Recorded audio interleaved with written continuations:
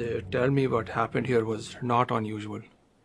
All around the world where the ocean meets the land, people trying desperately to board whatever floated for a chance of survival at sea. I didn't know what a lang was, even though I lived my entire life in nearby Bhavnagar. I was an office manager, a zippy, a business professional from the day I left university. The only time I'd ever even used my hands was to punch a keyboard, and not even that since our company's software went voice recognition. I knew a lang was a shipyard, which is why I tried for it in the first place. I expected to find a construction site cranking out hull after hull to carry us all to safety. I had no idea it was just the opposite. A lang didn't build ships. It killed them. Before the war, it was the largest breakers yard in the world.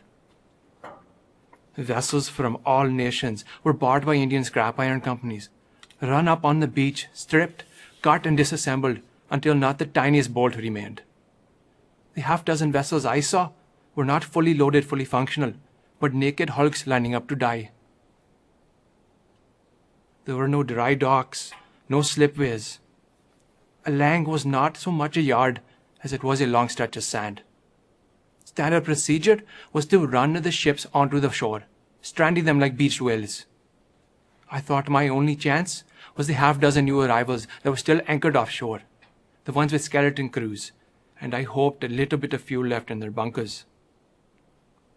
One of these ships, the Veronique Delmas, was trying to pull one of her beach sisters out to sea.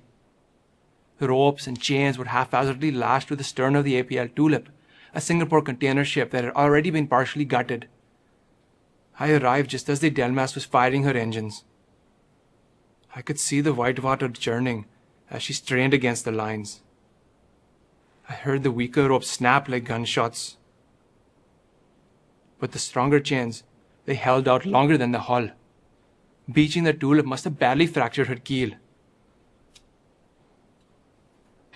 As the Delmas began to pull, I heard a horrible groan, a creaking screech of metal. The Tulip was literally split in two. The bow left on the shore while the stern was pulled out to the sea. There was nothing anybody could do. The Delmas was already at flank speed, pulling the stern into the deep water, where it flipped within seconds. There must have been at least 1,000 people on board, cramming every cabin and passageway and square inch of open deck. The cries were muffled by the thunder of escaping air. Why didn't the refugees just board the breached ships, pull up the ladders, make them inaccessible? You speak with rational hindsight. You were not there. The yard was crammed up to the shoreline, this mad dash of humanity backlit by inland fires. Hundreds were trying to swim for the ships. The surf was choked with those that could not make it. There were many vessels going back and forth, shuttling people from shore to ships. "Give me your money," some of them would say. "Everything you have, then I will take you." Money was still worth something? Money, food, anything they considered valuable. I even saw one crew that only wanted women. Young women. I saw another that only wanted light-skinned refugees. The bastards were shining their torches in people's faces and rooting out darkies like me. I even saw one captain standing on the deck of his ship's launch, waving a gun and shouting, "No scheduled cast. We will not take untouchables." Casts? Untouchables? Who the hell still talks like that?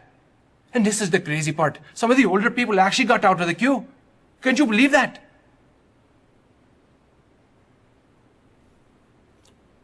I am only highlighting the most extreme negative examples you understand. For every one profiteer and repulsive psychopath, there were at least 10 good and decent people whose karma is still untainted. Many fishermen, small boat owners who could have escaped with their families chose to return to the shore and put themselves in danger.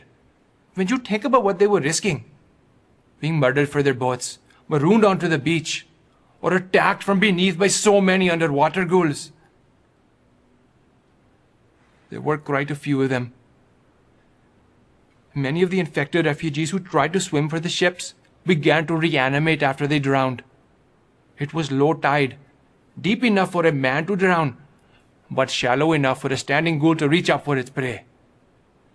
I saw many swimmers suddenly vanish below the surface. Boats were capsized with their passengers being dragged under. And still, rescuers continued to return to the shore, even jumped from their ships to save people in the water.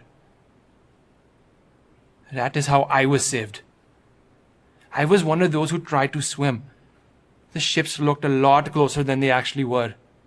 I was a strong swimmer, but after walking from Bhavnagar, after fighting for my life for most of that day, I did not have enough strength to even float on my back. By the time I reached my intended salvation, I did not have enough air in my lungs to call out for help. There was no gangway. The smooth side towered over me. I banged on the steel and cried up with the last bit of breath I had. Just as I was sinking below, I felt a powerful arm wrap around my chest.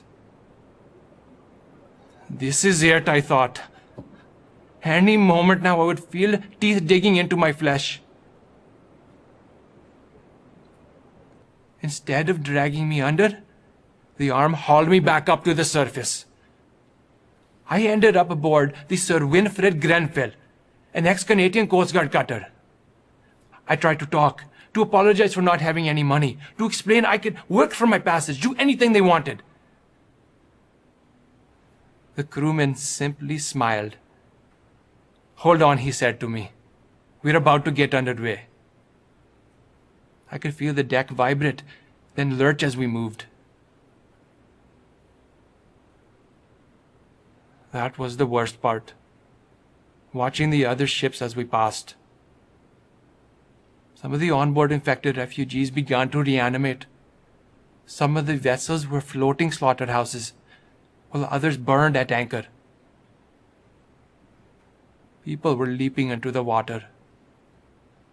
Many who sank below the surface never reappeared.